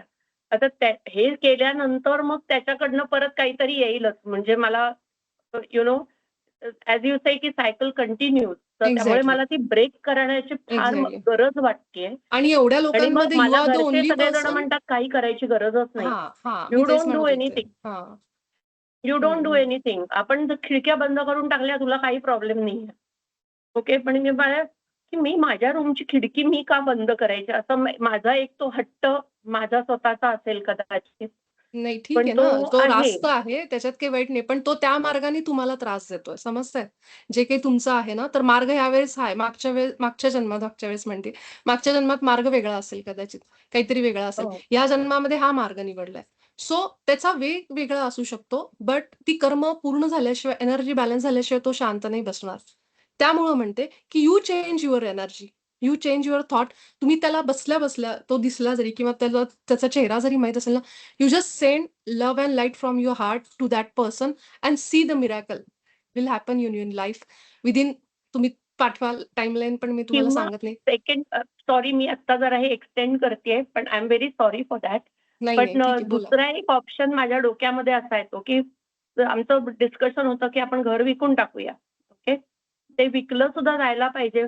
तर घराला मी प्रेम आणि प्रकाश पाठवू शकते का? म्हणजे हाऊ डू वी म्हणजे हाऊ वी सेंड रेकी हे हं. आपण करू तसं प्रेम आणि प्रकाश मी घराला पाठवू शकते का? माणसालाच नाही पण घराला. म्हणजे त्याच्यामध्ये ते तसे व्हायब्रेशन्स निर्माण होऊन एखाद्याला ते आवडेल आणि ते घेऊन जाईल असं. तुमच्या घराला जे घर तुम्हाला विकायचं ते? हां. ओके. नाही तुम्ही पहिल्यांदा हा तरी एक्सपेरिमेंट करा ना, की त्या माणसाला तरी पाठवा. कारण त्याच्यामुळे he is the reason you you want to sell your house ना, बिकॉज ऑफ हिम. हो. दॅट्स द ओन्ली रिझन ना. हां, मग पहिलं तुम्ही त्या माणसाला पाठवायला सुरुवात करा. थांबा थोडं आणि मग बघा काय फरक पडतोय त्याच्यामध्ये, तुमच्या एनर्जीमध्ये, त्या माणसाच्या एनर्जीमध्ये. You never know. काहीतरी असं होईल, की तुम्हाला गरजच वाटणार नाही की घर विकण्याची. म्हणजे केवळ तोच व्यक्ती रिझन असेल घर विकण्याचं, तर मला म्हणायचं की पहिलं तुम्ही त्या व्यक्तीला. अनफॉर्च्युनेटली ना, मी त्या माणसाचा चेहराच बघितला नाहीये इतक्या वर्षामध्ये. त्याच्या बरोबर काम करणारीच लोकं असतात समोर. तो कधीच येत नाही. ठीक आहे ना, असंही तुमच्या आहे. उच्च स्वला, तुमच्या सबकॉन्शियसला माहिती आहे. तुम्ही नाव नाही, त्यांचं नाव माहीत असेल, चेहरा नाही. पण तुमच्या सबकॉन्शियसला माहिती आहे, की कोण व्यक्ती आहे. आपण त्याला बघायची गरज नाहीये. आपल्या सबकॉन्शियसचं आणि त्याचं नातं खूप जन्मोजन्मीचं आहे. आणि हे सगळे कनेक्टेड असतात. सोल लेव्हलला तुम्ही त्याचे, आता मी तुम्हाला कनेक्टेड. नाही पटणार, पण तुम्ही त्याच्या खूप जवळ आहेत त्या व्यक्तीच्या. तो तुम्हाला अनुभव देतोय, धडा देतोय, हे समजून घ्या. आणि त्याच्याकरता मानसीताई, मी खरं सांगते, तुमचा त्रास कमी करायला सांगते. तुम्ही पहिलं युअर सोल्स गिफ्ट हे पुस्तक वाचायला चालू करा. रॉबर्ट शॉर्ट्स यांचं. मी पाठवलंय तुम्हाला. ते वाचा. हो. युनिफाईडचा 6वा धडा वाचा. तुम्हाला खूप गोष्टी समजतील. तुम्ही पहिलं युअर सोल्स गिफ्ट वाचा. ज्यातनं आपल्याला कळतंय, की सोल कनेक्शन आपल्याबरोबर कुठून कुठे असतात. हो. हे समजेल. हां? बोलू आपण परत ह्याच्यावर मानसीताई हां? ठीक आहे. Sure, sure. पर्सनलवर मी कॉल करेन तुम्हाला. हां. तुम्हाला खूप प्रेम. हां, मेधाताई बोला. अ, मला मानसी ताईंसारखा पण अनुभव आहे आणि मनीषा ताईंसारखा पण अनुभव आहे. आता हं, आमच्या घरात पण असंच बरेच वर्ष हं, सासऱ्यांचा होता प्लॉट आणि इल्लीगल त्यांनी बांधलं त्या माणसाने, हं. जो होता बिल्डर. आणि मग नंतर लक्षात आलं सासऱ्यांच्या आणि दिराच्या, की हे बरोबर नाहीये. तर तो पळून गेला. आम्ही तसेच राहत होतो. वरचा माझा फ्लॅट माझा मी बांधून घेतला. आणि जे आले होते ते साठे कॉन्ट्रॅक्टरच आले होते. आम्ही पण साठे. मग मी त्यांना सांगितलं, "साठे काका, तुम्ही काय बांधताय ते मस्त घर बांधा आणि तुमचं मागच्या जन्मात माझं काहीतरी देणं होतं, तेवढं पूर्ण घ्या आणि बाय-बाय. आता परत काही येऊ नका." थँक म्हटलं त्यांना. हं. हां. दुसरी गोष्ट अशी, की आता आम्हाला ते माझ्या मुलांना म्हणजे पुढे आता हे जे आहे प्रॉपर्टी म्हणजे बाकी सगळं खाली तसंच होतं ना, पार्किंग नाही, काही नाही वगैरे असं. तर त्याच्यात मी म्हणजे असं म्हणत होते की आपण हे करूयात रिडेव्हलपमेंट, पण त्याला सगळ्याला तयार नव्हते कोणी. कारण आता बाकीचे लोक म्हणतात की ते इलिगल आहे, त्यांना आपली जागा जाणार, त्यांना घेतलं तर असं सगळं चाललं होतं. पण माझी इच्छा खूप होती, म्हणलं काहीही झालं तरी असू देत, त्यांना काही आपल्याला काढता येत नाही जे राहणार आहेत ते, बरोबर आहे. बरोबर आहे. आणि त्यामुळे असं वाटलं की माझ्या मुलांना कोणत्याही परिस्थितीत क्लीन चिट पाहिजे, आता पेपर्स वगैरे व्यवस्थित असावेत, अशी माझी जबरदस्त इच्छा होती. आणि मी तेव्हापासून सगळ्यांना सगळ्यांचं कल्याण हो, सगळ्यांचं मंगल हो, असंच म्हणायचे. आणि मला त्यावेळेला सारखे ते इल्लीगल जे होते तेच दिसायचं आणि त्यांचं मंगल हो, कल्याण. आणि आता आम्ही झालं आता 6 महिने होऊन गेले. रिडेव्हलपला बिल्डिंग गेली आणि आम्ही आता इथे आलेलो आहोत. हं. आता म्हणजे मी बाकीच्या नात्यातच नाही बोलत. हां. मला तेच हां, ते म्हणायचं तुम्ही कारण आठवण करून दिलं तर थँक हां. यू. हां. मला ॲक्चुअली वाटलं, की म्हणलं तुम्ही म्हणजे मेन असं बोलाल, पण तुम्ही ते नावं घेतली म्हणून म्हणलं, की नका बोलू. एवढे हो. वैयक्तिक म्हणून. आता हे जे मेधाताईंनी सांगितलं ना, हा बऱ्याच जणांचा प्रॉब्लेम असतो, की आपली भावकी असते किंवा अशी लोकं असतात, की जी कन्स्ट्रक्शनवर किंवा अशा प्रॉपर्टीवर असं बऱ्याच लीगल सुरू असतात गोष्टी. आता समजून घ्या, इथं आपण एकटे नाही आहोत. इथं आपली फॅमिली इन्व्हॉल्व आहे. म्हणजे आपल्या फॅमिलीतल्या प्रत्येकाबरोबर त्या माणसांची कर्म जोडलेली आहेत. आपण एकटे नाही आहेत त्याच्यामध्ये भागीदार. आपण सगळेजण एका कुटुंबातली सगळी लोकं प्लस समोरची समजा एखाद्या कुटुंबाचे वाद आहेत. प्रॉपर्टीवरून किंवा ह्याच्यावरून किंवा एकच माणूस आहे जसं आता मानसी त्यांच्या बाबतीत झालं, की ह्यांची फॅमिली प्लस तो एकच माणूस. म्हणजे काय झालं आपल्यासोबत आपल्या घरातली पण लोकं आहेत, जी त्या हं, कर्मामध्ये आहेत. आता हे आपण जेव्हा मुळातच कुटुंब जेव्हा निवडतो ना, तेव्हा हं, निवडतानाच आपण असं कुटुंब निवडतो, की आता समजा ह्या जन्मामध्ये मी, माझा नवरा, अ, माझी मुलं असं सगळेजण आहेत. हं, आता पुढच्या जन्मामध्ये आपण ठरवतो, की आपण सगळ्यांना ही एकत्र जी कर्म आहेत किंवा समजा मी ह्याच फॅमिलीसोबत जन्म घेतला, पुढे सुद्धा. पण असं हं, होतं, की आता ह्या फॅमिलीसोबतचं माझं सगळं कर्म नकोय. आता मला वेगळे अनुभव घ्यायचेत.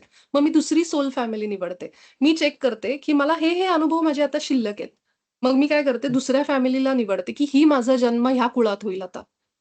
आणि हे हं, हं. सगळे आपल्यावर डिपेंड आहे. आपले स्पिरिट गाईड्स वगैरे हे सगळं इन डिटेल तुम्हाला सोल प्लॅन, सोल गिफ्ट वगैरे किंवा अजून एक पुस्तक मी तुम्हाला सुचवेन, ज्याच्यामध्ये हे व्यवस्थित दिलेलं आहे, की कसं आपण प्लॅनिंग करतो आपल्या जन्माचं. बर्थ प्लॅनिंग ज्याला ब्लू प्रिंट म्हणतो. आणि हे दीपक दादा पण मध्ये मला एक छान सांगत होते. ते आपल्या सगळ्यांबरोबर शेअर करतील. त्यांनी एक खूप सुंदर पुस्तक काढलंय असं, की जे ब्लू प्रिंट, आत्म्याचा ब्लू प्रिंट कसा असतो. तर त्यामध्ये ह्या हो, सगळ्या गोष्टी दिलेल्या आहेत, की आत्ता आपल्यासोबत जे लीगल इश्यूज असतात ना कुठलेही, ती आपली सगळी फॅमिली त्रास सहन करते ना, आपण एकटे नाही करत.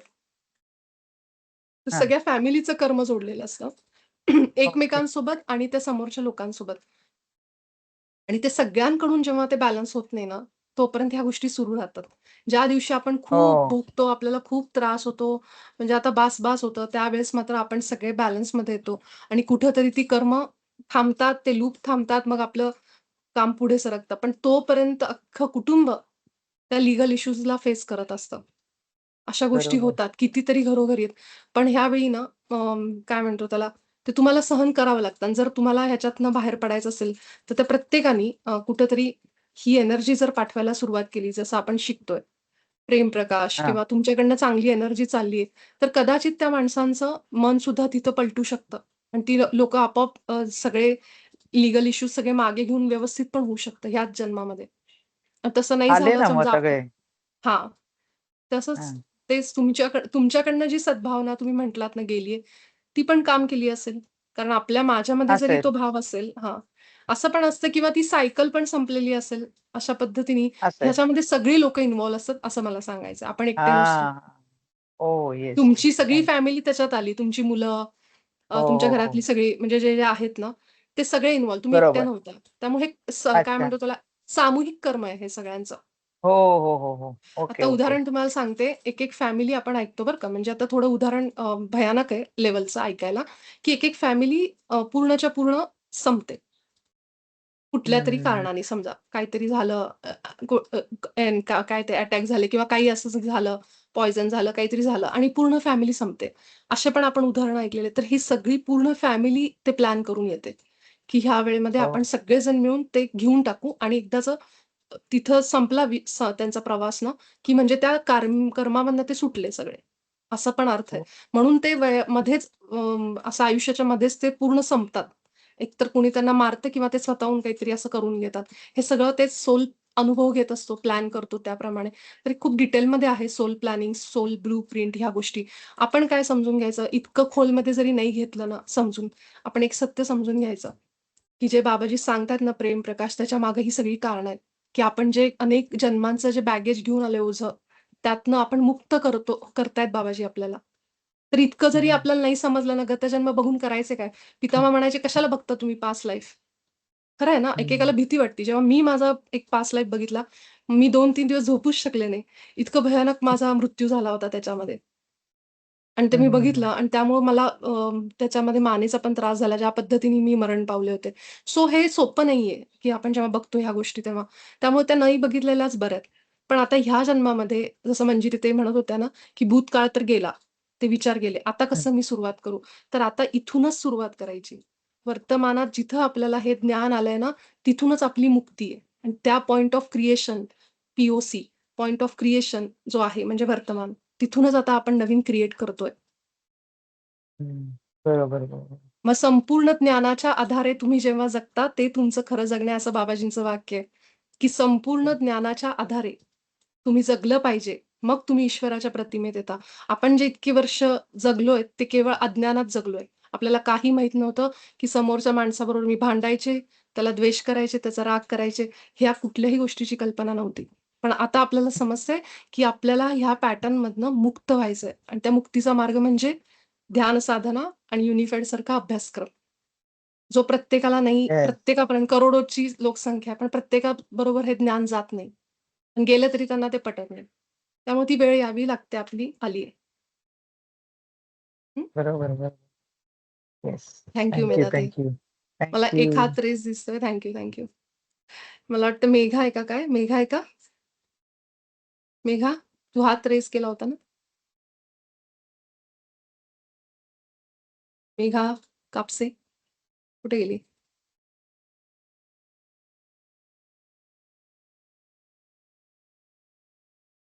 कोणीतरी रेज केलेला दिसला मला हात. आहे कोणाला अजून काही प्रश्न?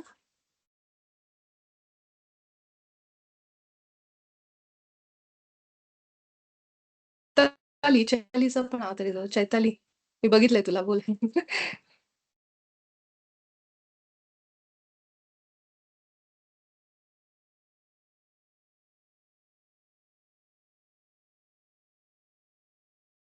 ठीक आहे.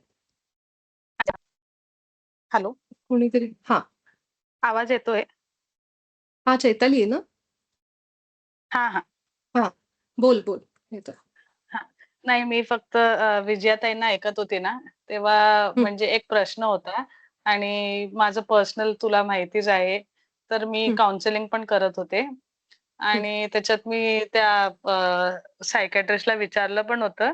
जसं की माझ्यासोबत अजून एक मुलगी आहे, तिचं सेम सिच्युएशन आहे माझ्यासारखं आणि तिच्या मनात एवढा राग आहे त्या समोरच्या माणसासाठी, की ती त्याला शिव्या देते आणि ती बोलते त्याचं एवढं वाईट होऊ दे, असं होऊ दे, तसं होऊ दे. आणि मग मला पण बाकी लोकं बोलतात, की "अरे तुला राग का नाही येत समोरच्या व्यक्तीबद्दल?" एकदा राग आला, की it is easy to let go. तर माझ्या मनात असं आलं, की असं का नाही होत मला? म्हणजे किती केलं तरी, वाईट केलं तरी मला राग का नाही येत म्हणजे यायला पाहिजे. तर मी हे माझ्या सायकियाट्रिस्टला पण विचारलं होतं. तर ती म्हणाले, "इट्स ओके, म्हणजे ठीक आहे, सगळ्यांचे एक्सप्रेशन वेगळे असतात." तर मला हं. कुठे ना कुठे वाटलं, की जसं ते बोलले त्यांच्या बहिणी च्या बाबतीत त्यांना राग येत नाही. तर मे बी ते मला असं वाटलं, की आपण 1 वर्ष जे हे करतोय, हे सगळं होण्याच्या अगोदरपासून मी जे करत होते मेडिटेशन आणि हार्ट चक्र ओपन. तर मला वाटतं ते त्याचंच हे परिणाम आहे, की किती काय केलं तरी मला ते भावना नाही येत. करेक्ट आहे. हीच मुक्ती आहे चैताली. तू जे बोलतीयेस ना, हीच मुक्ती आहे. कारण अनेक लोकं ह्या भावनेमध्ये खूप त्रास होऊन जातो. म्हणजे माझ्याही आयुष्यात असं एक नातं आहे, की जे माझ्यासाठी खूप प्रिय आहे. ती व्यक्ती माझ्याशी नाही बोलत आहे आता, म्हणजे बघा. ती व्यक्ती आता हं, माझ्याशी नाही बोलत आहे. पण मला खूप प्रेम वाटतंय आतून. मला खूप, कारण माझं बालपण त्या व्यक्तीबरोबर मी घालवलेलं आहे. आणि मला असं वाटतं की बोलावं त्या व्यक्तीने माझ्याशी असं वाटतं. खूप मी मिस करते त्या गोष्टीला. पण जे होतं तेही योग्य आहे. ज्यावेळेस ही माणसं आपल्या आयुष्यातनं निघून जातात ना, तर ही आपली हं. एनर्जी आणि त्यांची एनर्जी त्यावेळेस मिसमॅच असते आणि म्हणून ती सुटलेली असतात आपल्यापासून. तर हे सुद्धा स्वीकारणं गरजेचं आहे. त्यावेळी काय करायचं की आपल्या हृदयातनं केवळ प्रेम पाठवत राहायचं. त्यांच्याकडनं आपल्याला समोरून फिजिकली आपण जेव्हा बोलू, भेटू तेव्हा ठीक आहे. पण आत्ता माझ्या हृदयातनं त्या व्यक्तीला खूप प्रेम जातं, रोज प्रेम जातं आणि धिस इज व्हॉट द मोक्ष. आपण मोक्ष कसा आहे बघण्याकरता आपल्याला मरावं लागेल आणि मग बघावं लागेल, की मोक्ष म्हणजे काय? स्वर्ग म्हणजे काय? Heaven is here, the kingdom of God जे म्हणतो, देवाचं साम्राज्य आपल्या आत आहे. जे येशूंचं वाक्य आहे, की आपल्या आत आहे. तर हेच आहे, की जे आपण ज्याला मोक्ष म्हणतो ना, तो मोक्ष मेल्यावर नाहीच आहे. मोक्ष आत्ताच आहे. आणि ह्या सगळ्याच ज्या द्वेषाच्या, ह्याच्या त्याच्या भावना आहेत ना, तोच आपला शत्रू आहे मुळात. बाबाजींनी म्हणले, की तुम्ही जेव्हा द्वेषात असता, रागात असता, तेव्हा तुम्ही तो प्रेमाचा प्रवाह घेण्यापासून स्वतःला थांबवता. मान्य आहे समोरच्या व्यक्तीमुळे आपल्याला खूप त्रास होतो, हे होतं. पण कुठेतरी तो स्वीकार भाव आला ना, की आपण त्याच्यातनं फ्री होतो, मुक्त होतो आपण त्याच्यातनं. हे जे तुझ्यामध्ये आहे ना, की आता की तो स्वीकार भाव आलेला ऑलरेडी आणि तू ऑलरेडी त्या एक हार्ट स्पेसमध्ये आहेस आणि हेच तुला पुढे घेऊन जाईल, की तुझ्या उच्चस्वला हेच अपेक्षित आहे, की त्यावेळी तू हे असं वागणं, हे बिहेव कारण हे तुझ्या हिताचं आहे. तुमचा उच्चस्व आपला उच्चस्व दुसऱ्याचा नाही बघत. तो फक्त माझं बघतो. माझं हित कशात आहे? जास्तीत जास्त मला चांगल्या दिशेने, चांगल्या समृद्धी, आनंदाचा अनुभव देण्यासाठी तो तत्पर आहे. त्यामुळे तुझा उच्चस्व तुला हे सगळं अनुभव करून देतोय आणि तू आता चैताली टी-सी-एसमध्ये माझ्यासोबत होती. मला टी-सी-एस सोडून पण किती वर्ष झाली. पण तरीही ती या ग्रुपमध्ये जोडलेली आहे. मराठी तिचं व्यवस्थित नाही, गुजराती फॅमिलीमधून आहे. पण तरीही ती आपल्याबरोबर आहे. तर ह्यावरूनच कळतं, की तिचं उच्चस्व तिला किती मदत करतोय. कारण त्याला माहिती, की हिच्या आयुष्यात ही परिस्थिती येणार आहे पुढे जाऊन आणि त्यासाठी आधीच तिला आपल्या ग्रुपसोबत जोडले गेले. एक प्रसंग तिच्या आयुष्यात घडला ज्यामुळं एका म्हणतो ना वादळातनं आल्यासारखी ती बाहेर आली आणि अ, एवढी घरात जबाबदारी असताना पण ती अगदी हिमतीने उभी आहे. आज तिच्या आई-वडिलांची जबाबदारी तिच्यावर आहे. ती ते पण करतीये. ते सगळं करते मुंबईसारख्या ठिकाणी राहून आणि त्या प्रसंगाला पण तिने तोंड दिलं. अनेक वेळा आमचं बोलणं व्हायचं या गोष्टीवरून. सांगायचं एवढंच आहे, की असे अनेक अनेक आत्मे आहेत जे साहसी आहेत आणि हेच खरं धाडस आहे. धाडस म्हणजे केवळ असं नाही, की आपण कुठे लढत चाललो. तर हे सुद्धा धाडस आहे, की रोजच्या आपल्या त्या भावनांना डील करणं, त्या विचारांशी हे करणं, सामना करणं आणि जे काही आपण घेऊन आलोय, त्या लूपमधनं स्वतःला बाहेर काढणं, हे पण धाडस आहे. असा मार्ग निवडणं, जसं चैतालीचं आहे.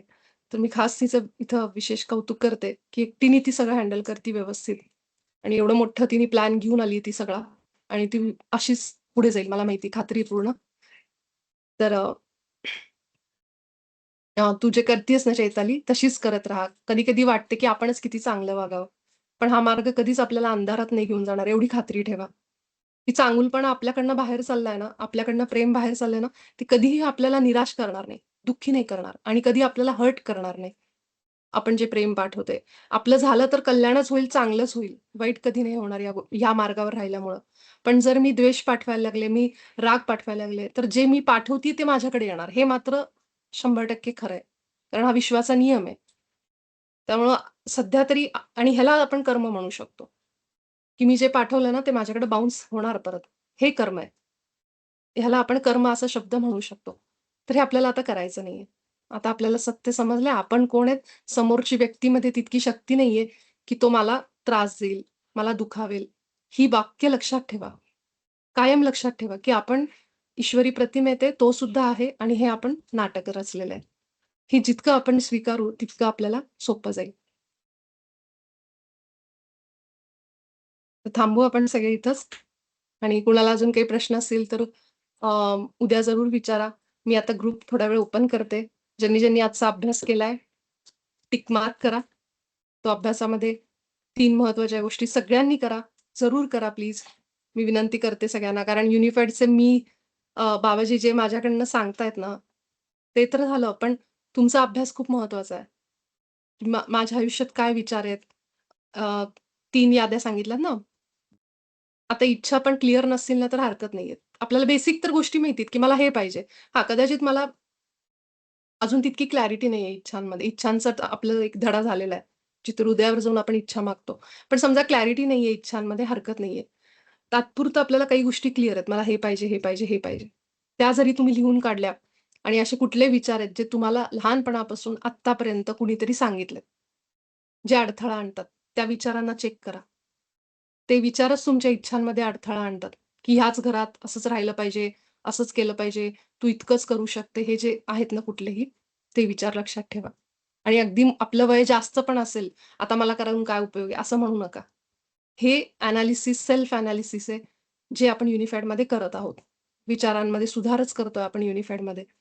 तर प्रत्येक धड्यामध्ये बाबाजींनी ती लिस्ट बनवायला सांगितली आपल्या विचारांची.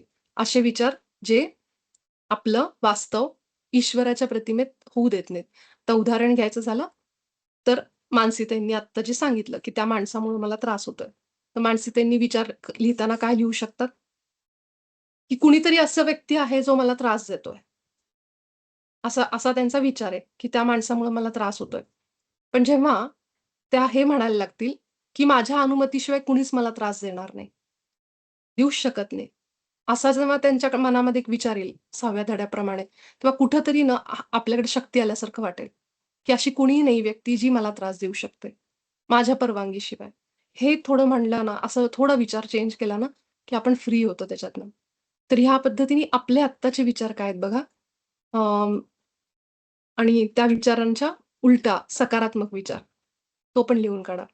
सोबतच क्षमा करणं त्या लोकांना, त्यांना प्रेम पाठवणं, ह्याची पण एक लिस्ट बनवा. असे कुठले-कुठले लोकं आहेत, डोळे बंद करा, हृदयात जा. तुमचा उच्च स्व लगेचच तुम्हाला 5 मिनिटाच्या आत ती लोकं डोळ्यापुढे आणेल, की ह्याला माफ करायचंय, ह्याला माफ करायचंय. आणेलच. जे काही डोळ्यासमोर येईल ते लिहून ठेवा.